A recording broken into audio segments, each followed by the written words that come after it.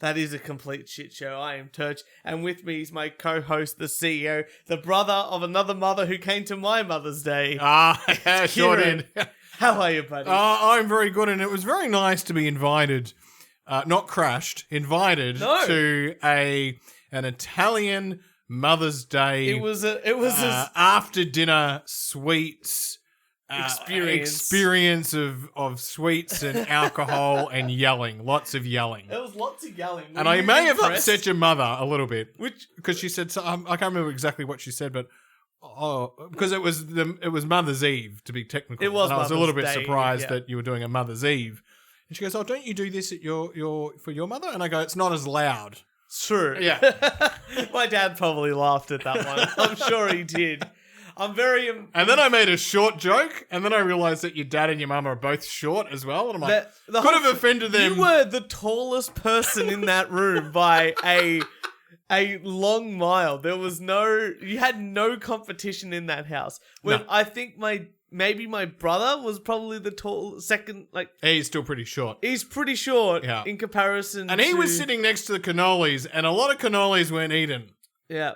Which, if I was sitting next to the cannolis, that would have been a different story. He's got discipline, unlike us. So you got the wog treatment. I was actually very happy that you were usually it's me. I'll be sitting there and they'd be like, "Anthony, how about have another one? Do this, that." No, both of my parents. I didn't even get to say hello to everyone before I'm being ushered to sit down and eat and have a drink in my hand. Yeah, I know. It was great. It was great. This is. I should have been Italian. I should have been Italian. But yeah, usually that's me. That's the one that's like, "Oh, Anthony, sit down, eat this and that." No, they doted on you. And I felt like, because originally I was going to drive home. And then your dad brings out some nice, really strong alcohol. Very strong. And I pour these tiny shots. And I'm like, I think I'm offending him by not drinking. Yeah. So I better just get an Uber home and drink with your dad, which I'm very glad I did that. He is, for an old guy. Yeah. He's not that old.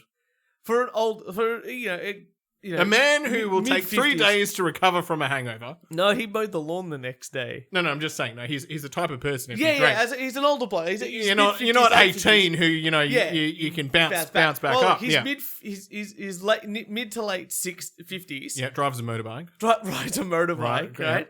Owns investment properties and a beach house. And that capitalist! What a legend! You're so proud to show you his motorbike. He was so proud. And I've been invited down to the holiday. I know, you got everything. It was all in one. You are the new son, right? And I think I would have been offered a bed as well. Yeah, I think you were. I think I think it's like, just crash upstairs. Yeah. I don't know. But yeah, I was very glad you sort of took away some of that thing. I didn't have to live up to expectations, and then I moved around to the alcoholic. Firstborn is being disappointing, and then Kieran turns up. I moved around to the alcoholic side of the table. No, it was very good. There was a clear divide in the table of the alcoholic fun side, which I noticed your mum wasn't drinking, but sort of was a part of that side. Yeah. And then there was the other end of the table, which was like, geez, thank God I'm not down there, because that's boring. Yeah. Yeah, exactly right. My favorite thing was of the night, my dad's talking to you and you're having a drink. Uh-huh. And my other family members there. So it wasn't just my mum and dad, it was my grandparents and my uncle and aunt and my little cousin. And then your great aunt and your great uncle and Stefan's my brother and his girlfriend and their auntie and their uncle and so there was about 50 people there to paint the picture. And then my parents go to you, "Oh, did you know Anthony's uncle had a heart attack the day after the engagement party?" And you're like, "Who?" And then everyone else hadn't heard that news. I was like, "What?" Vincent had a heart attack? Yeah. It's like, okay. I was like, why would I know? I know. I don't know who these people are. It's like, I have no idea what's going on. I'm telling you, I'm going to need a cheat sheet. Yeah. Or I'm going to need what the Queen has. The person who whispers in the ear when someone comes up and oh, this is Sir Templeton and who runs... So it was an experience. I'm glad you did. You ate at least 5 cannolis. 6. There you go. You drank about 40 shots of everything. Yeah. I was fine until I stood up. Yeah, he gets you. Yeah. That's how he gets you. You're like, yeah, I can have another drink. I had to go to take a piss, and I'm like, oh. I was like, I hope I don't. I was like, the toilet seat's got to be up because this is I could be going anywhere. I am swaying, and this could end up anywhere. I'm very glad. But yeah, so happy Mother's Day to all the mothers. I hope there's lots of women mothers that listen to this podcast and had just as exciting Mother's Day. Now you're probably the question the listeners going, but what did Kieran do before his mother? My mother was interstate. Yeah, that's right. That's why you came over. That's why I came over. So I think you're welcome back. I think you might get the invitation back. I'll pass on your number. And we used to do the podcast from there. That's true. So I used to go over there quite a bit, but now we do it in this brand new, fresh, church built studio. Thank you very much. But Kieran, you've got a rant for us. I do have a rant, Church. Melbourne public transport. Yep. We have a thing called a Myki. Yeah, we do. Which, for anyone listening around the world, it's one of those cards you can put money on. It's like a digital public transport ticket. Yeah, digital ticket. Yeah. And you Opal. It's called Opal in London. Sydney. No, London. London. Yeah. Right. It's like that. You know, it's plastic. You carry it around. You can do the fancy thing of never having to. Oh, shut up, Apple Watch. Right. You can do the thing where you never have to put money on it ever again, because if it gets too low, it automatically charges your bank account. Mm-hmm. Right. So it's very good. I get an email telling me that it's expired. Okay. My Myki has expired. Yeah, it's like a credit card that they expire. I don't understand. I've got to go. Why does it have to expire? I've got this black Myki card, or grey Myki card, whatever it is. I went to catch the train. I had to pick up my car from your parents' place. You could have taken. I could have taken an Uber, but I was being a cheapskate. And I was like, I've got a book I want to read, and I'll be on public transport for like an hour and a half in total. So I'll just read my book. And life will be good. And I turn up. I walk past the machine where you put money on the thing, because I have auto top up. Yep. I go down the stairs, right? And then I tap the thing, and it's red at me. No. I'm like, what the fuck's going on? Why is it red? I tap it again, it's red. Now, you know how I like to leave a margin of safety, right? For anything that I turn up to. Of course. So the train is pulling up right now. And I'm going, do I get on the train and go, fuck it? Yeah. And then potentially get a fine? Or do I go back up the stairs, thank God there was a lift, and figure out what's going on with my card? Well, I was like, I don't want to get a fine. You obviously figured it out. Well, no, I go back up, I put my card in the machine, I'm like, what the fuck's going on? Anyway, I open up my emails, and I'm like, Googling like Myki issues. I'm Googling Myki issues, and it's like your card may expire. So then I go to my email, and I'm like, put in Myki, and it's like, I've got this email. I don't check. This is an email account I don't check. Yeah. Right? Just, one of those email accounts. It's like a Hotmail. Never check it, right? Yeah. It's like, it's expired. So I've got to spend another $6 on a card. No, they swap it for you. No, not at this station. It's a Sunday. There's no one around. I've got to spend $6 on a new card, right? Put money on this thing, and then I'm waiting for the train. Now it's bloody Sunday, so it's not the every 2 minutes, right? I think I've got to wait a little bit longer. So I'm like, right, I'll set up auto top up. Mm-hmm. Right, I've got time. I'll set up auto top up. I put in the card number in the app. Yeah, card not recognized. I was like, thank you, government. Thank you, government. Myki is private enterprise, buddy boy. Well, fucking... It's a public-private partnership. Fucking fix it. It is a disgrace. It is terrible. It was over budget. It was I want my over. $6 back. I want to be able to auto top up it. This is your old card. Go in. I threw it in the bin. Oh, okay. Well... Because it wasn't working. That's fair enough. Make sure... I feel like you should be a little bit more outraged about this. I'm very outraged. No, you're not. Okay. Because I used to get it through work. Mm-hmm. Work used to come out of my salary automatically. You were able to salary sacrifice it. Is that what you're saying? No, it was a government thing. You could get a discount and... Government employees working for the government. Yeah. Got it. Okay. Yeah. So you're in some kind of scam or pyramid scheme. Pyramid scheme, probably more okay. anything else. Yeah. So in other words, like The Simpsons, you get to call 912. Yes. Where everyone else has to call 911. I'm pretty sure a lot of other organisations have it too. It just depends if they have like a Myki. Yeah, you get to club. go on the special carriage with Barbara, the tea lady. Yeah. Got it. She asked me if I want anything off the trolley. Yeah, it's you get amazing. to drink port and And Chardonnay. try and get a massage as well. There's there's the sex carriage as well, but you don't want to go there. Okay. It's like the sex cauldron. I thought they shut that place down. No, but now I'm in the same boat as you guys, where that's expired, and I don't want to pay because it used to be like there was nothing but yearly memberships, and that means you pay for every single day. I'm not going into the office every single day, so it's not. Yeah, you don't want to be paying. You don't want to be paying for it, so I'm like, oh, okay, well, I'll just top it up and do the auto top up thing now. But I'm going to be in the same boat as you because most of the stations aren't manned stations. Like my station here, the closest one to me, is not manned. So for me to swap anything, I have to. You have to go to a manned station, which is next one down, but still a walk. And if you go to Flinders Street, there's always a queue.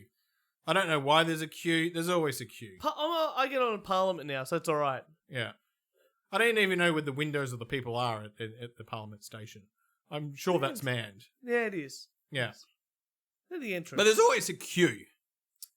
Yeah. Southern Cross was pretty good. I don't like queues. Southern Cross was pretty good. I always had good experiences at Southern Cross Station. Yeah, I'm indifferent to Southern Cross. That's fair enough. Southern Cross is a building where I'm like, I feel like there should be walls, not just a roof. It's cold. It's windy. Why haven't they made this more like an airport terminal? It's sort of like an airport terminal, but it's not quite like an airport terminal. But it could be like an airport terminal with a little bit more luxuries. True. And then they got this thing called a lounge, and I'm like, that's not a lounge. No. Where is the free? Well, there's a membership fee you pay, but where is the free coffee? Where is the food? I don't think. Where is the buffet? I think the issue is like with the plane. At least you might be waiting some time for a plane. V line, country line. How often do you catch a V line? When I was living in the country, I caught the V line. Well, I had to wait an hour once to get on a train. Well, look, that's your problem and not mine.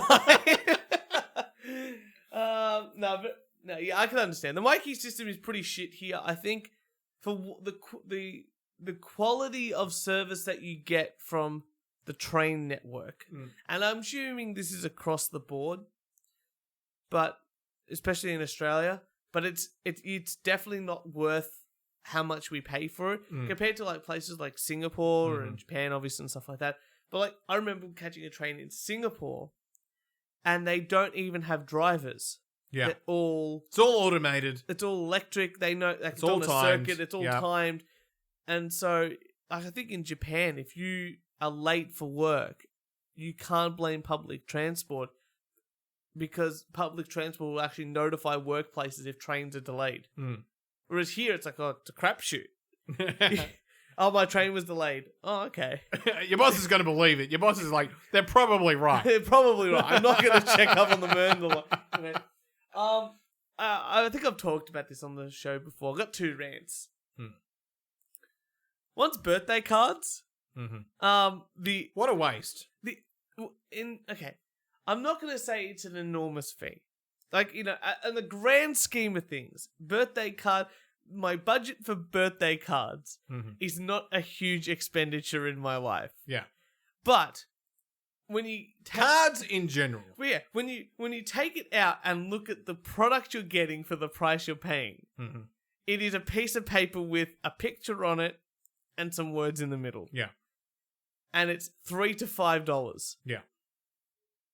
I had to buy one for Mother's Day. Obviously, can you feel it? And women fucking love the card. See, guys, have I ever got you a card? No, I don't want a card. The card is going in the bin. Look, we got like... if there's money in the card, the money is taken out of the card. Why would I ever... Like, if it's your birthday, and I go, oh, here's a gift, All right, church, I got you a card for your engagement party. But that's different. What was the sentimental thing I wrote on it? You know what? It had cash in it.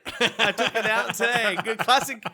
Kieran listened to how much I thought, and then Niall did the same thing, and he did the same values. Obviously, you talked in codes. Actually, can I say we didn't? Oh wow, we actually didn't. Because he had. You know how I said I like to leave a margin of safety? Yeah. so we were about to leave, and I was like, "Fuck! I need to do my card." Yeah. and put the money in, and Noel goes, "Oh, you've put 200 in." Yeah. And I was like, "Yeah." I was like, "What did you do?" He's like, "Same." I'm like, "Oh, thank God." No, that's good. Oh, thank God. That's good. That's good. Yeah. I'm very proud of both of you. So cards are very expensive for what they are. Mm. I'm annoyed at them. I think the whole industry is a female-orientated But do you industry. know, And this all- is the and you know what? This is the backstory. I had the cash. Yeah. I didn't have the card.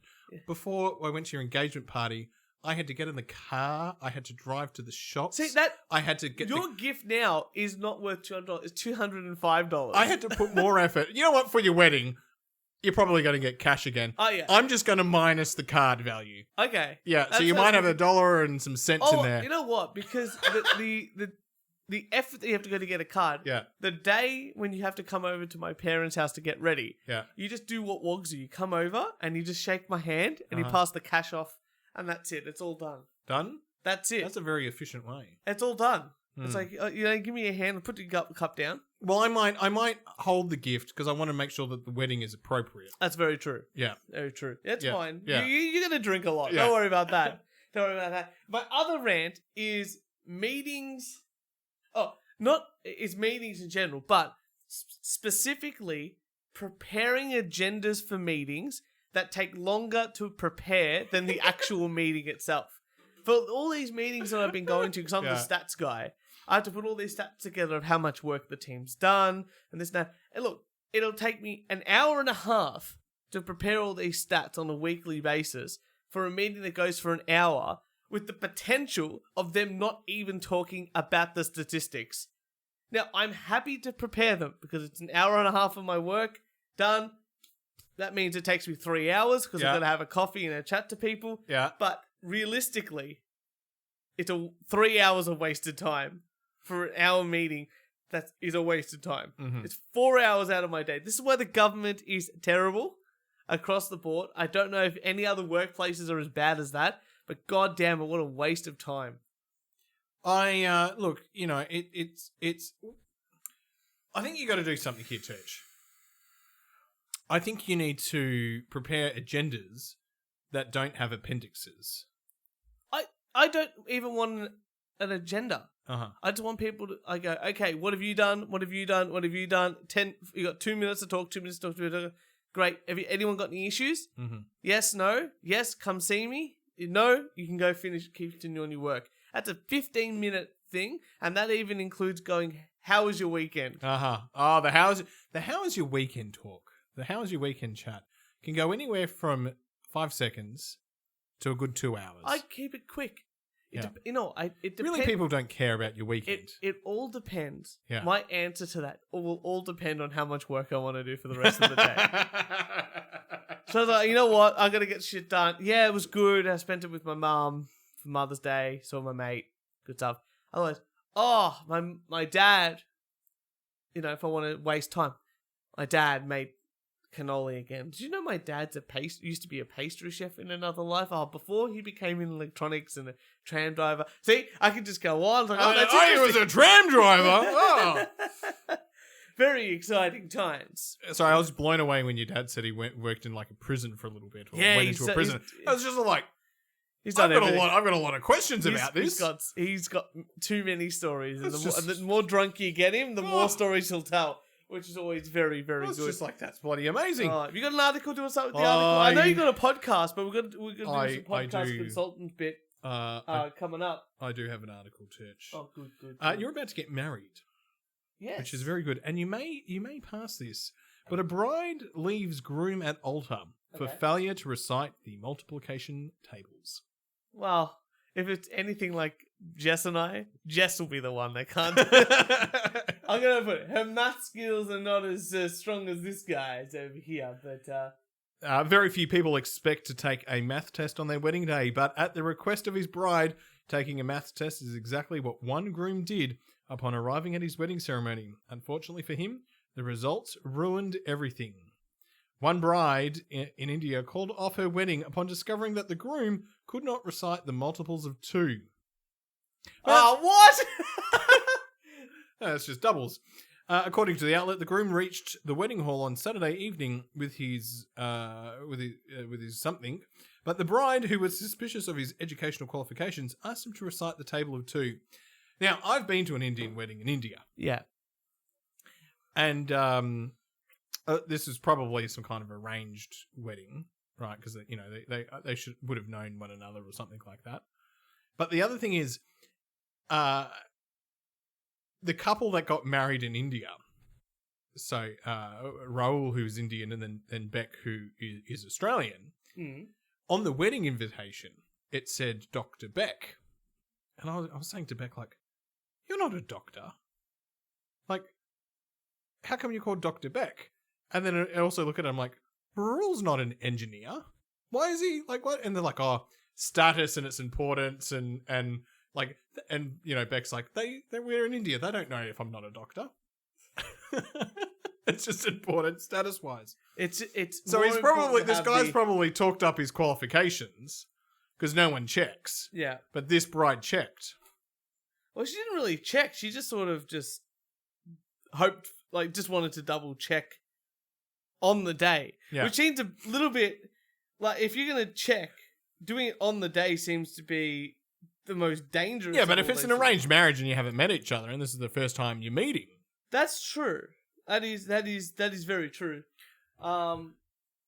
Yeah, that's a good. But 2 times tables. Let's go back to the real crux of this. Do you remember that multiplication song with a cassette? There was a cassette tape. I don't. Oh, No. there was a cassette tape, and you put it in the cassette player, and it played the times tables, but it was like that funky, like someone's playing the keyboard. Ding, ding, ding, ding, ding. I don't remember this. I didn't have this in mind. 2 times 2 is 4, and then I don't remember that. No, I think the 7s times table had a funky tune. I'm going to see if I can find it. You're going to find it? Yeah. Yeah. I just remember having one of those number charts and had lines on the top, and they would just point, and like the odd numbers were in red and the even numbers were in blue. And that way you could always do your 2 times tables like that. Yeah. And I still sometimes think about like a number chart like that and some of the adding and subtracting. Here we go.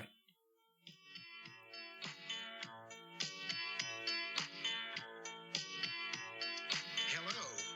Welcome to the Classroom Collection for a sound education. Sound I hope education. that you find this an enjoyable way to learn your multiplication tables.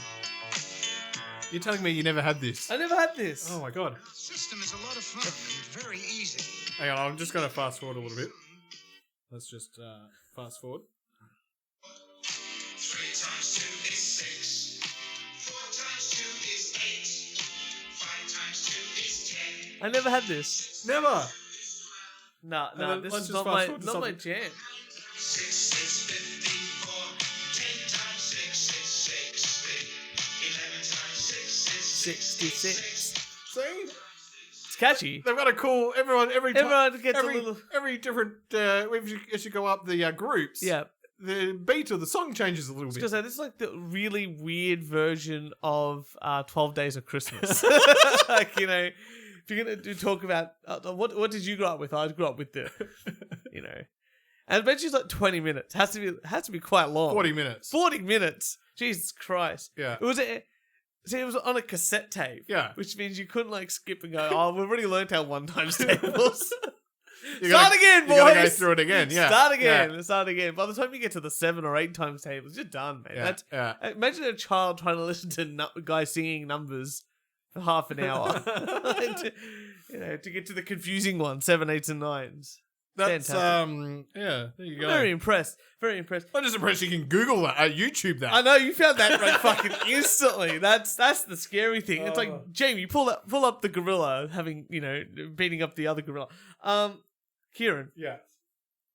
my disdain for Harry Potter. All I know is that you want to go see Harry Potter and the Cursed Child What is that? play. What is it? Oh, play. Yeah, it's 2 parts. I don't want to see it play the best of times, let alone. Actually, the plays that you would love?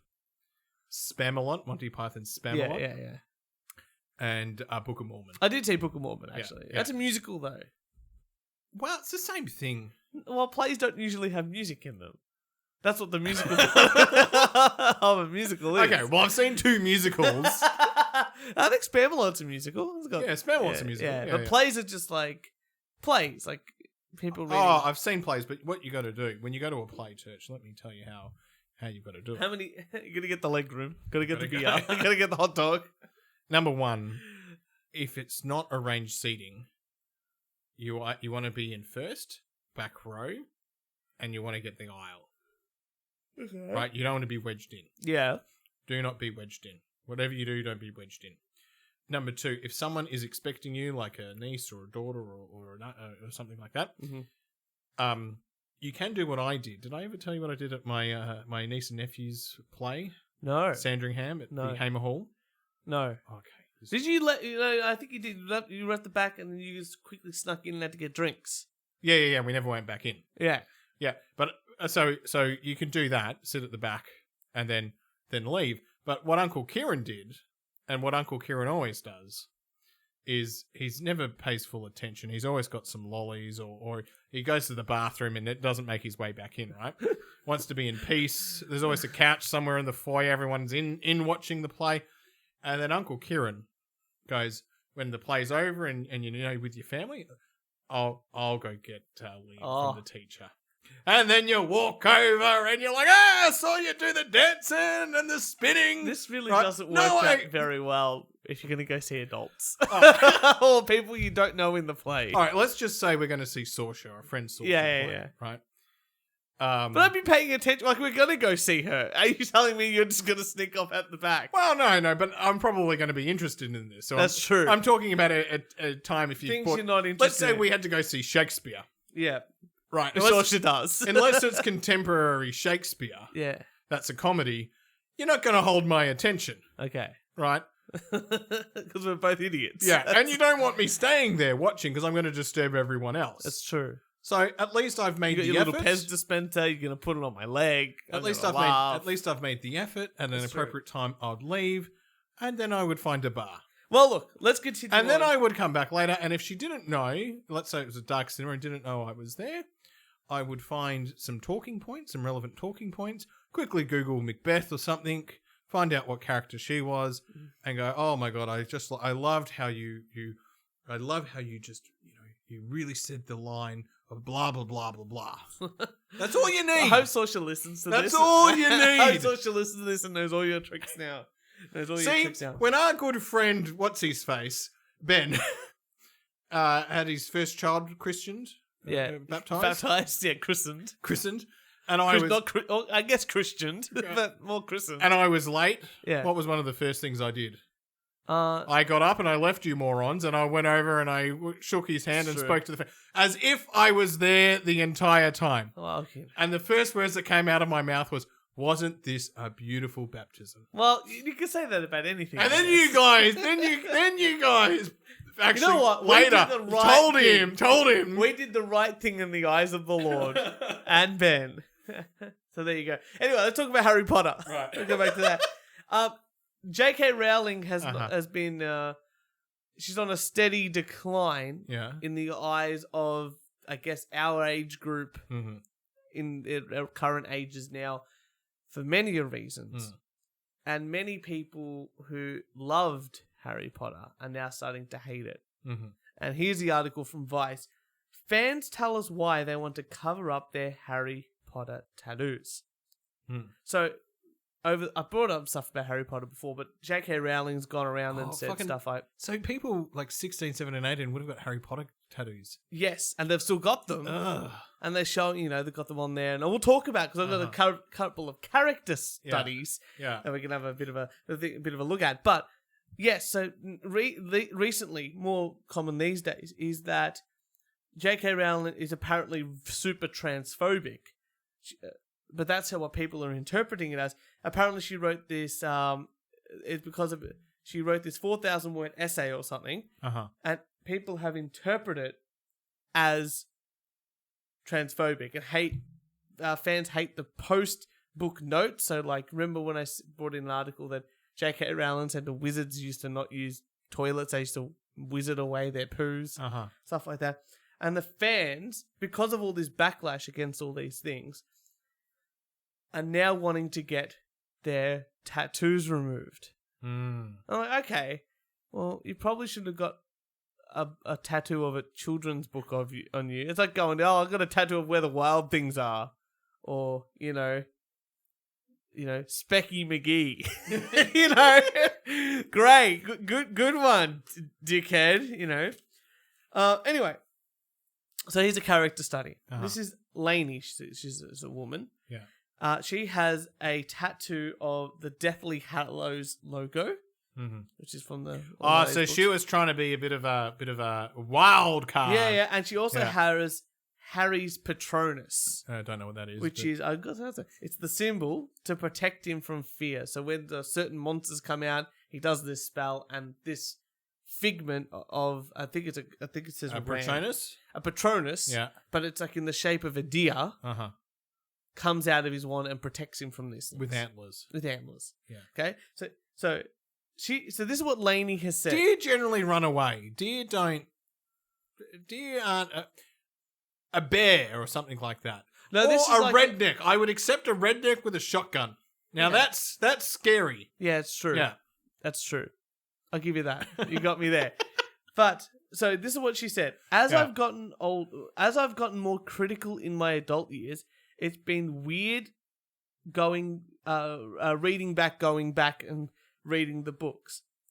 Like she's found new context for these some of these characters. Right. This is all retrospective. This is a little bit like Back to the Future when you sort of think about like, why is a 60-year-old hanging out with an 18-year-old? Yeah, it's like weird. It's like you shouldn't think about that because otherwise, it's stupid. It's just like it's a film. It's a book. It's a children's book. Yeah, like this one here. Like she says in the text, the bankers are goblins, and they're depicted as greedy and hook-nosed.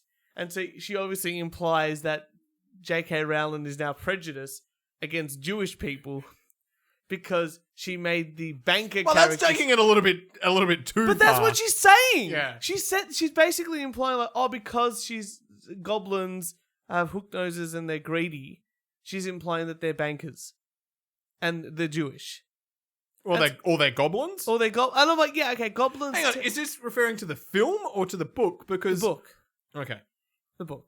Yeah. Book and film. Yeah. Because the film is a director's view of what the goblins look like. Well, goblins you have a pretty vivid picture in your head of what a goblin is. I was very disappointed with the Harry Potter films because it was nothing like I imagined when I read them. Yeah, it's true. Fair enough. Yeah. Okay. So going but Lainey was happy that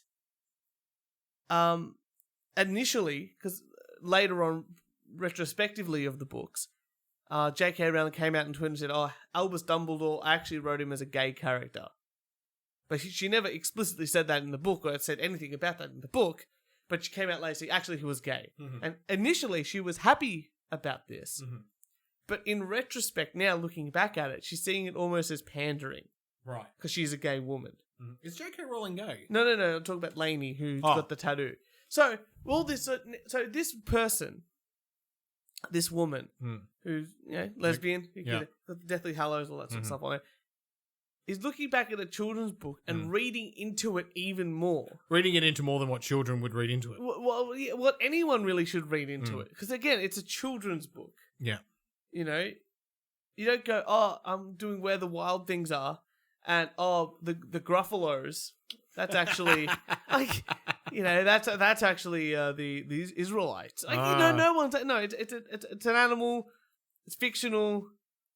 There may be some social commentary overall, but it's like a fictional thing about wizards. Yeah. Like, let's not look too deep into this. And muglets or something like that. Yeah, exactly right. So, let's look at one more case study is Jordan. Mm-hmm. Jordan's a male. Yeah. He read the books as a kid during the time that his parents were going through a divorce. Right. Okay. And used it as a coping mechanism. As an escape. A fantasy land. Exactly right. This beautiful escape of wizards and magic and this and that. He's got the Deathly Hallows tattoo. And he got it when he was 17. And because he loved the book so much. This is a 17-year-old man wanting a tattoo. Now, usually when I think 17-year-old person wanting a tattoo, they're like, rough guys, maybe gone to juvenile hall. Mm-hmm. No, this guy, 17, wanted a tattoo, went out to a back alley and got a tattoo As you do. of Harry Potter. In the finest back alley there is. So fantastic. Yeah. So he said, as an adult, I've reread the books. Again, it's a children's book. Maybe don't say that you've just reread all the books in your adulthood. Mm-hmm. You know?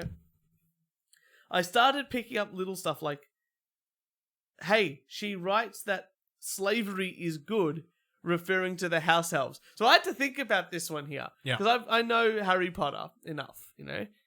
And in the book, the house elves they like being servants. Mm. You know, very rarely do they not. So he's implying It's because- almost like I read the house elf as a little bit like a dog.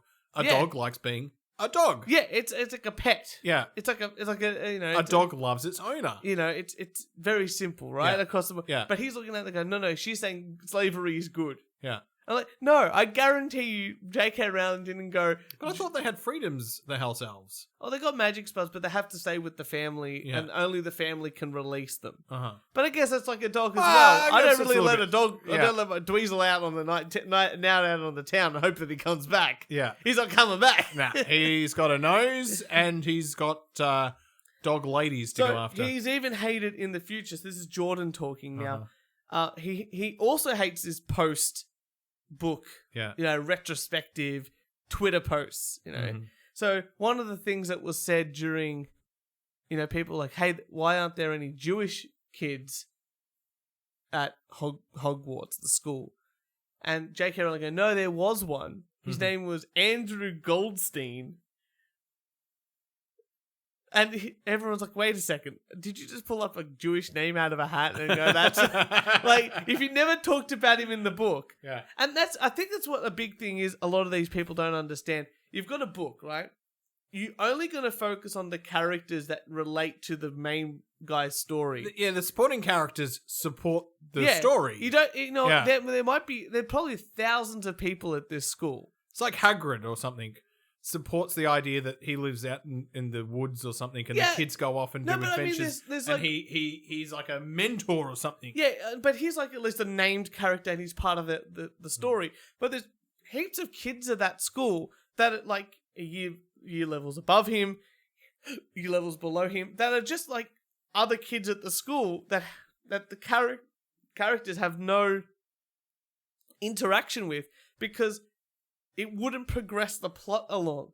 Like, Harry might walk into the urinals and stand next to this Andrew Goldstein, but, you know, by putting that bit in the book, you know... And then Harry stood next to the only Jewish kid. He knew he was Jewish because he had no foreskin. Very strange. Why didn't they grow it back with the polyjuice or whatever? Like, that doesn't progress the story. No. And I think that's the important thing. It's like, yeah, it's not. It's about a character. Like, anyway, so he continues on and says it was a huge. Like, you know, he goes on, like, you know, they talked about the plumbing, you know, and they didn't. They used to teleport things, and he goes, it's still a huge part of my life, but it no longer feels like the same escape that he had as a child. Hang on. It shouldn't be a huge part of your life. You should grow beyond it. And this is what I'm saying. Like, he still thinks, like, yeah, it's got all these issues I don't really like, but it's still a part of my life, but it doesn't give me the same amount of escape that it used to. Of course, because it's a children's book. For that children. you're reading as an adult. Yeah. Like, you know, guy our age. Yeah. Imagine if we were talking to someone and they're like, oh, I read, like, you know, I read Harry Potter, or like all of them once a year. And you'd be like, man, well, this is a fucking idiot. Fucking loser. You know?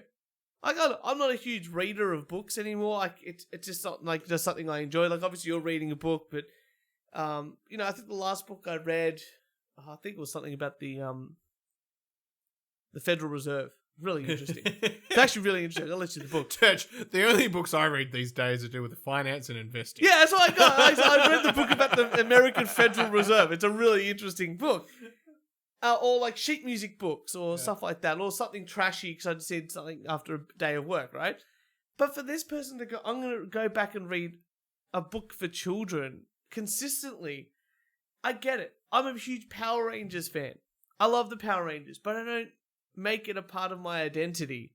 I wouldn't make, like, you know, I wouldn't put. If you could go 5 years without watching the Power Rangers, I'm sure you'll be. I'm fine sure too. I've done it before, Yeah. but it's a fun piece of trashy TV that I think I've shown my little. I showed Jess's nephew recently, and he's big onto dinosaurs. I'm like, well, how good's this? There's dinosaurs, but they're also robots, and they form a giant Zord.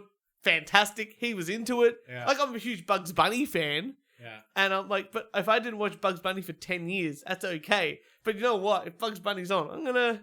You're gonna watch Yeah, Bugs hey, Bunny. it's a pretty funny sort of thing going on here. But you're right, it's still a children's thing. Yeah. But it's not meant to be dissected in the way you would like To Kill a Mockingbird, which is my favorite book of all time. Never read it. Fantastic book. You really like it, actually. Really? Or like 1984, Fahrenheit 491 or 495. Can't remember off the top of my head. But all these books, or even a Stephen King novel or something like that. There's plenty of books out there that are aimed for adults, and that's what you should be. If you like reading, you should move into that adult. Transition into the. Yeah, into so the like adult or phase, Dante's yes. Inferno or something like that. Fantastic. Well, Church, speaking of adults, Yes. I have another news article. Go for it. But it's a bit of an audio, which I have just sent you, Mhm. because I'll need you to team up the clip. I got it. Just in a moment. There is an investigation occurring in a courtroom, Yes. and I think I know which justice flushed the toilet. Someone on the Supreme Court live streamed a bathroom session. The evidence suggests a particular culprit. On Wednesday at precisely 12:42 p.m., the loud, unmistakable sound of a flushing toilet splashed through the Supreme Court's third ever live stream of oral arguments. It sounded a bit like this. And what the FCC has said is that when the subject matter of the call ranges to the topic, then the call is transformed, and it's a call that would have been allowed and is no longer allowed. And so I think that So I guess the the content of the call issue- play is different here. Excuse me. I guess a technical issue. Can I just say, Yeah. we live stream. Uh-huh. How do we have better audio than the Supreme Court? How does that happen? How do we have better audio quality than the Supreme Court? I don't know. Well, look, Oh, no. Well, actually... Joe Biden. No, I do know, because if that's someone at home delivering it, they may not have a good mic. I feel like the judges would have good mics. It's true. I'll give you that. I feel like the lawyer at home with their Surface Pro or something like that. yeah. There's got the business set up. Yeah, aren't going to have high quality Yeah, I podcast get that. microphones and headphones in a wonderful studio. I get that. That is the We Only Do One Take podcast, the only podcast in the world that is a complete shit show. I'm glad you plugged the show 40 minutes into the show. If only you would do that online. then Don't we- forget to check us out on Sundays when we live stream conspiracy theories. And we have a lot of fun in the chat as well. That's very And true. we will be continuing The sacred geometry. the sacred geometry on Sunday. Which So is the join us. worst, which is easily the worst ever video. So find us, YouTube us right now. Yep. We Only Do One Take podcast. Subscribe, ring the bell, Mhm. and you'll know when we're on live on Sunday. Absolutely. It's Yeah. good fun. So I can plug. Very There true. you go. Let's see. I've got two articles. Okay, no, I'll do this one. Yeah. I'll do this one. Then at the end, I'll do a quick one about Gwyneth Paltrow. But this is a good one. California is set to release 63,000 violent felons back into the streets in an effort to create safer prisons. And that's what we need. We need safer prisons. I mean, look, prison, as we all know, is just a nice holiday camp for people that we don't want living on the streets, enjoying the streets, the hellhole that is the streets. Yeah. And we put violent felons all together because they need to pay a debt to society, but it needs to be in a safe environment because we care and love people that have killed other people, raped babies, and stolen billions of dollars off Yeah. the working man Uh-huh. across the board. But what those people really deserve to hear, especially the ones that are... Well, let's continue on to the stats, because I think you'll agree that these people deserve a second chance in our society. Mm-hmm. The goal is to incentivize the incarcerated population to practice good behavior and follow the rules while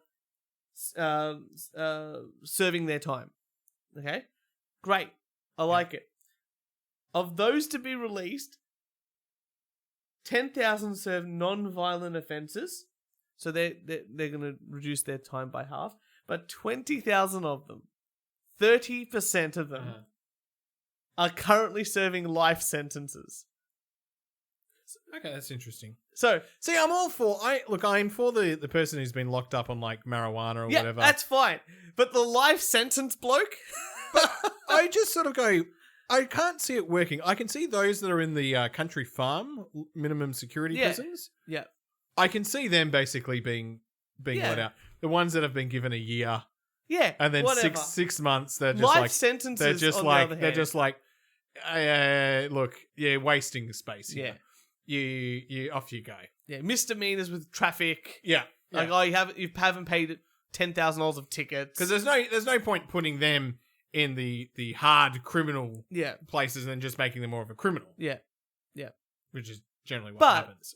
the guys with the life sentences. Guys with the life sentence, I don't think so. I'm thinking. I think the guy with the life sentence needs to go back through court. I was gonna say that might take a look.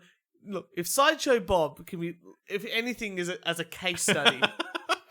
No matter how many times you let him out, and he says the but the, and he's a good. Once he actually did the good thing. Once he did do the once actual Sideshow Bob did the good thing. It was but he his still brother. went back to prison. Yeah, Cecil was completely.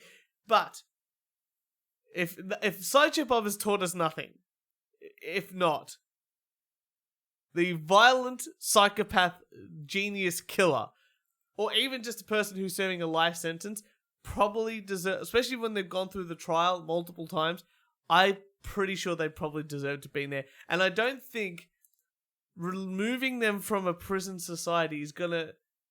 Yes, it may make the prison safer. But it makes... Wait, is it safer because they're going? I think it's safer... Yeah, it's the only causation that you can really think. It's dangerous with them in there.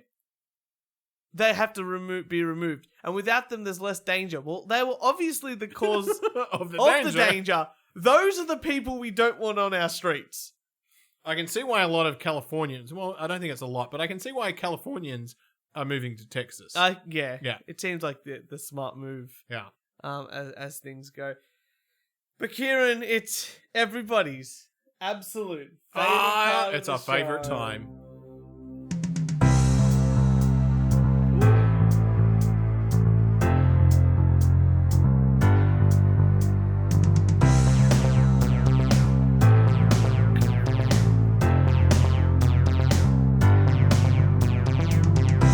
Yes, ladies and gentlemen, it's that time again. It is time for the podcast with consultants, where you can learn all the tricks and tips needed to create a fantastic podcast. Here with Kieran and Turch, we're here to help.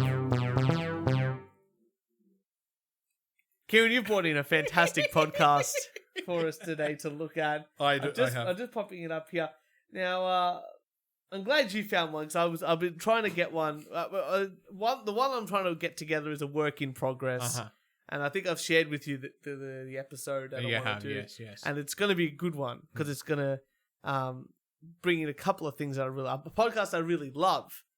But that's one we have to really dissect. And obviously, last week we talked about the Brain Buddies. I was going to be like, what did we do? Yeah. The Brain Buddies. And we decided that, we have to go something a little bit more sane this week.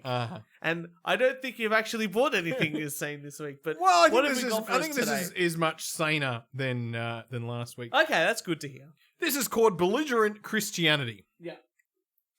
With Randall Sims. Randall Sims. And we're listening to What's in Your Sandwich. Shall I click play? Yeah, let's you just click let me play. know when you want to stop. Well, you pause it when you want to talk. I'll talk. All right. Life will be good. Hey, I'm Randall Sims. Thank you for listening. Be warned, what you're about to hear may contain language that eradicates heathenism, offends Philistines, and makes you generally uncomfortable. Side effects may include righteousness, peace, and joy in the Holy Ghost. Many have also reported having received eternal life. The language is excessively biblical and explicitly Christian. Hostile towards darkness, aggressive in love. That's the definition of, and you're listening to, the Belligerent Christianity Podcast. So I think a good opening. I'm having a great time. Yeah. Audio obviously quality could be pre-recorded. better. Pre-recorded Good morning, though. good afternoon. Pre-recorded though, but that's okay. I don't mind it being pre-recorded if Yeah. it's going to be good. Yeah.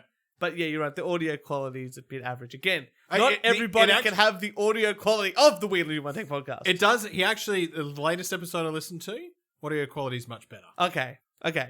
We'll give it to him. So Okay. early phase of starting up a podcast. So the purpose of this podcast sounds like, just from that introduction, is him telling us how good religion is, or his Christianity. I think so. I really don't know. Okay. I've good. listened to it. I don't really So I have know. not listened to this Yeah. episode. This is like when I sprung on you Too Real, Too Nice. Yeah. And we just had to go through it. Good, what have you. Thank you for joining me today. I have a word that's prepared for you, and I'm going to get into that in just a moment. But before I do, let me just remind you to subscribe, follow, and share. Music's still going. Yeah. Does it go through the whole time? Additionally, I ask that you prayerfully consider becoming a financial supporter of this ministry. Our goal is to spread the gospel unashamedly, unabashedly, and I assure you that you will be sowing into fertile soil. Let's start with a modern parable. All right, stop Three there for a guys are second. doing construction. Yeah. I think this is something we could learn from this guy.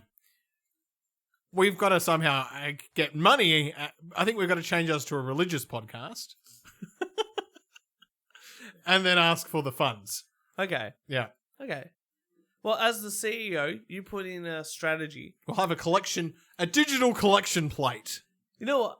I should have brought this in as another rant, but Yeah. the word the phrase planning a strategy Yeah. or a strategic outlook on our business plan, those all of those mean absolutely nothing, and it's what wankers say to make themselves feel good about their work. It's just like you either do your work or you don't. You need a plan. It's not strategic. All plans are strategic. You don't ever have a retarded plan. You know what I mean? Like, oh yes, I've got one of those average plans. No, it's strategic because you got a strategy and a plan. But plans are usually strategic. No one ever goes. Well, I've been in work and they're like, we're going to activate this area. Yeah, And I'm like, what the fuck do you mean by activate? yeah. Have you ever read that thing? It's a diet book by that guy that no one Pete Evans. No. And he talks about activated almonds, and everyone's like, "What is activated almond?" He goes, "They're just like almonds. They've been activated." All right, we're listening to a parable now. Terrible. Okay, here we go. Work on the scaffolding of a building's 20th floor. Lunchtime arrives, and the first guy opens his sandwich and says, "Peanut butter and jelly every day. The same old thing. If I get PB&J on my sandwich one more time for lunch, I'm going to jump off this building." The second guy opens the sandwich from his lunchbox and moans, "BLT again? Every day the same old thing. If I get bacon, lettuce, and tomato on my sandwich one more time, I'm going to jump off too." The third guy opens his sandwich and says, "Turkey again? Every day the same old thing. If I get turkey on my sandwich one more time, I'm jumping with you two guys." The next day, the first guy opens his lunchbox, sees the PB&J, and jumps off the building. The second guy opens his lunchbox, sees bacon, lettuce, and tomato, and jumps off the building too. The third guy opens his lunch, sees a turkey sandwich, and jumps off the building to his death as well. At the funeral, the first guy's wife is weeping. She says, if I had only truly known how tired he was of peanut butter and jelly, I would never have given it to him again." The second guy's wife, also weeping, says, "I could have given him salami or pastrami. I didn't realize." I bet you that I think I know where this joke is going. I don't think it's a joke. And the last one goes, "Oh, he made his own sandwiches." Yeah. Anyway, How much he hated BLT. Everyone turns and stares at the third guy's wife. "Don't look at me," she says. "He always insisted on making his own lunch." Let me share some universal truths with you. Your current what? See, it's a joke, right? But Yeah. I take from this, because he's taking it as a parable and it's Christianity, that the wives weren't doing a good enough job.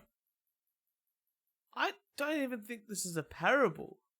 He said it was a parable. Yeah, but a parable has a certain I just think it's a terrible parable. Well, there's no. What's the lesson learned from like a parable? Is the Good Samaritan one where a guy Philistine walks by.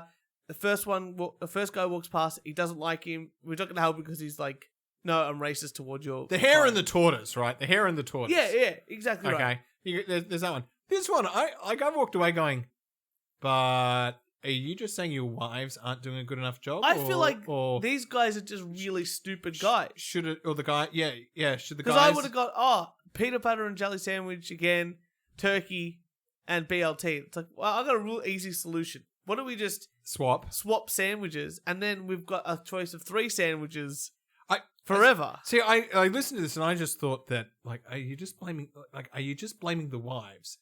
I mean, that's what I would do, but that's beside the point. I don't get. Whereas it's like the guys could have just made their own sandwich. Or one definitely did. or they could have just gone out and bought something. How many men out there have a sandwich made for them, put it in the bin, and go out and buy something? I don't think. I think tradies live off iced coffees and pies from 7-Eleven. I don't think that I've ever seen a. See, my dad had some cholesterol problems, so my mum was making him sandwiches. And then he was sprung.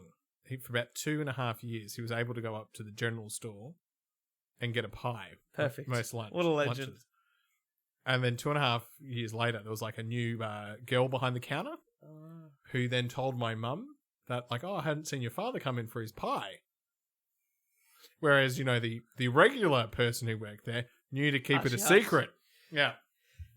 Oh, okay. What's in your sandwich? That's what this episode's called. And we're already on a real bad start. We've got 3 suicides. Yeah. What a parable. System. Whatever system you have in place to do whatever it is that you do, at work, at home, in ministry, your current system is perfectly designed to produce. How many people are in his system? I don't know, but your system, Turch, is perfectly designed. Well, see, I don't know, because I've heard it's saying that about everyone's system, right? Yeah. So you're saying the Truebell system and the Sage system from last week is perfectly designed? Because those people there were fucking insane. That is not perfectly designed, no. The exact results that you are currently getting. If you're getting great results, it's because you are working in a system that is currently designed to produce those exact results. If you're getting less than ideal results, again, the system that you're working in is perfectly designed to produce just that. If you want to continue getting what... Wait. So, I want to become a better musician, but I play guitar the way I do now. Yeah. And my system's perfectly designed. So that's as good as I'll ever get. No matter how much practice I do, the system is perfectly designed. Just like it was for the system in the parable. What system in the parable? I don't know. He's saying the systems. You've been getting, just continue doing what you've been doing. You already have the perfect plan in place to produce more of the same. Now you can underline that, more of the same. And if more of the same is truly what you desire, then just keep doing what you're doing. But you need to realize that your life right now is full of things that you've either allowed into it or you have placed into it. Everything that is in your life, you have either deliberately placed there or at the very least, you have allowed it to remain there. I love the hesitation of what he's trying to say. I'm listening to this going, this is bloody star signs. This is star signs. This is star signs. I was thinking This is astrology. It's so generic. Yeah. It's live, laugh, love. Live. Oh, fuck if I know. There's no context. Like the parable that he told. Look, I've been to my fair share of masses, right? Can we go? Look, church. This is open. Take me to a mass. Okay. Oh look. Take me to a mass. What I feel, and I'm going to teach you how Kieran does masses. We're going to get the back row. We're going to get the aisle, and we're going to be out of there as soon as I'm bored. We're going to create a bar out the back. Yeah. and we're gonna sit down and we're gonna drink. The wine's at the front, mate. That's where it is. I'm The not going- wafers. I'm not. No, I don't want their wine. But I want what this the alcohol reminds me that of. I want. Okay, so after a certain prayers occur, and then the story. Don't think I'm staying there long enough for a prayer, buddy. Anyway, there's a certain story that happens, which is reading from the gospel, which is like the New Testament. Do they invite people up to read? Sometimes they do. Oh, I'm so going up there. There you go. Well, not at my wedding, mate. You can do whenever you want on your own No, time. you're not having a religious wedding. Nah, No. not at all. I'm just saying if you take me to a mass. I don't even go to mass. My parents don't go to mass. My nonna goes once a year. Good. She prays for me. She can pray for you too now. Nah. But I don't want anyone praying for me. so after the gospel happens, after they read the parts of the New Testament, Uh, what happens is the worst part of the mass, uh-huh. and that's what we like the Christians call the homily. And the homily is the time the priest sort of just ad libs, tells a story. So he goes off, he sort of freestyles it. I'm sure he's got like a plan, sort of little bit of a script. Like it's sort of a speech based off it's meant to be based off the. There's meant to be some gospel. structure Yeah, or something. of 'cause the I can't gospel read, reading. Yeah. But most of the time it's sort of freestyle. And this feels like a homily. Because he's read the parable, the modern parable, which is just a terrible joke that my uncle told me when I was probably about 7. And now he's trying to put that into context. See, if it was told as a joke, he would have been more uplifting about it. Yeah. But it doesn't feel like he knows what the tone is. Yeah. But I want to continue on. I'm really interested. Yeah. So many times we want to complain about the contents of our sandwich, if you will, and we fail to take the responsibility for having been the very one who made that sandwich. We want to complain, we want to gripe, we want to become unhappy, express our exasperation with the things that are between our two slices of bread, and in the end we find out, oh yeah, I made my own sandwich. Each ingredient specifically selected by you, whether intentionally or through passivity. But wait, this doesn't work in any context. Apart from one gentleman of that story, the two of the people... Two of them didn't make the sandwiches. Yeah. And one did, but obviously one wanted to die. Yeah. Or was really And persuaded... the other two didn't make the sandwiches. Yeah. So the other two then can't control the circumstances. That's right. You know. Which means then they don't. What he's saying that they can It's control completely wrong. is completely wrong. Yeah. This is just off topic. But he could... I guess they did have the power to swap sandwiches with each other. Yeah. Pretty impressive. He gets a BLT every day, though. That's pretty. That's pretty good. That's- Your wife is making you a BLT. You could exchange that. That's a good. That is a good trading item. Yeah. Think about it like this.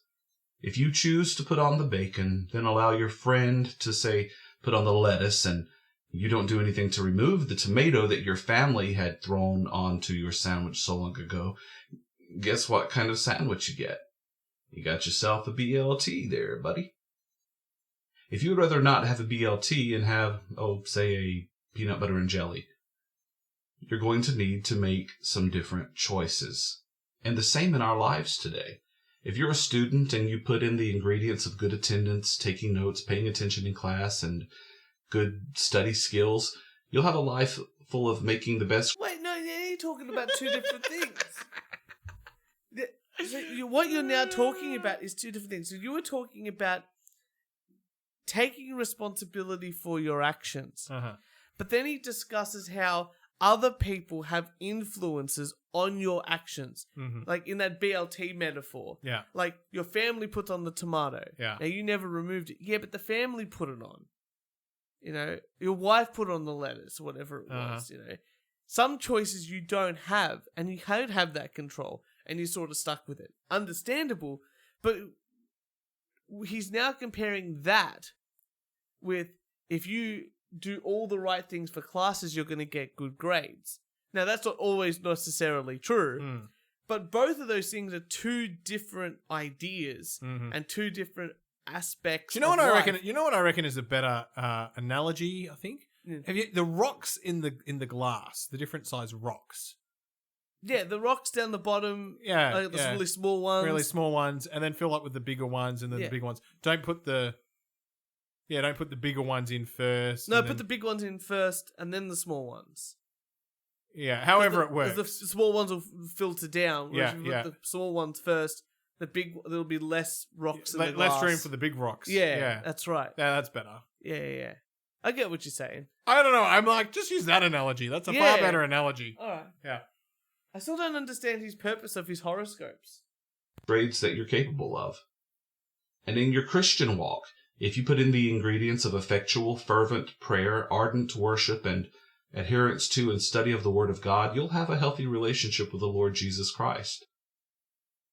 From the Amplified Bible, Philippians 4 and 8 says this, "Finally, believers, whatever is true, whatever is honorable and worthy of respect, whatever is right and confirmed by God's word, whatever is pure and wholesome, whatever is lovely and brings peace, whatever is admirable and of good repute, if there is any excellence, if there is anything worthy of praise, think continually on these things. Center your mind on them and implant them in your heart." I like the way Carmen says it in one of his songs. Basically, garbage in, garbage out. That's all he had to say. I love how they say something, and then it's, now verse 4:8 of blah, blah, blah. And Yeah. then I'm just going to say something. It's not quite relevant, Yeah. but it's like my reference citation that now proves the point Do that I've you just made. think- See, the Bible obviously would have, it's a big book. Yeah. It's got lots of stuff in it. I haven't really got past in the beginning. That's fair enough. Yeah. But there's plenty of stuff in it. There's got to be some guy that they've Mhm. paid. Like Mhm. it's definitely not a Christian guy. Hmm. It's some accounting firm or some like audit, and they've gone through and categorized the quotes into various topics, and they've emailed that out to people because it's like, oh, okay, today I'm going to do it. My homily, like the story about family, talk about family. What are all my quotes about family? And someone passes it off. So, oh, here they all are. I can Mhm. choose which one. Mm-hmm. I feel like this is what this guy's doing. I'm just having a look here. And he is the founding pastor at Grace Points Church in Meridian, Minnesota. Uh-huh. I think it's MS is Minnesota. Now, that's all interesting to me. All good. What's really fucking interesting to me is that he's a songwriter, musician, and author, which means your job for next week.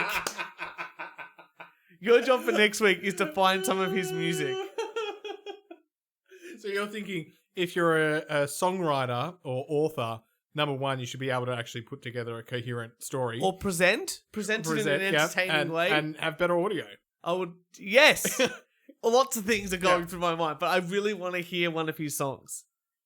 All right. I will try and hunt that down. Excellent. Well, Kieran, I think we're going to wrap it up because Yeah. I think it's a great note to wrap it up on there. For all your wanking needs, well, ladies and gentlemen, make sure you follow us on SoundCloud, iTunes, Spotify, Instagram, Twitter, and Facebook. And make sure you give us a 5-star review on places because that really helps us out.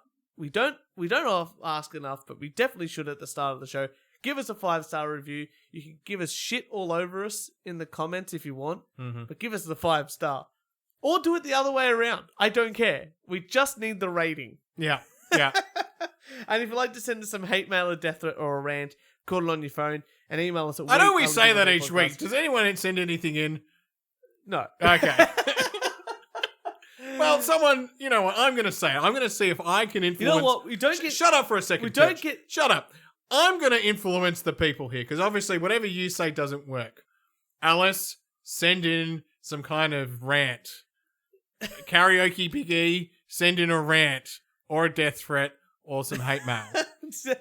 Sydney guy, James, don't know why you live in Sydney. You know, you probably got a kid. You know, Maybe you haven't listened to this. You know, maybe we don't get emails, but I definitely get messages on social media, on our social media accounts. Okay. About certain things. And the big thing I got a big response for is people who want to help out with our Wikipedia podcast. Excellent. So very All right. exciting. Let's start the Wikipedia We're gonna start podcast it. next week. Next week. Next all right, week. Next Before week. we record this, We're recording some we'll Wikipedia. record a stuff. You can Wikipedia. record them at home by yourself. Or we'll set them up for next week. Yeah. And with all that, ladies and gentlemen, we will see you next Thursday.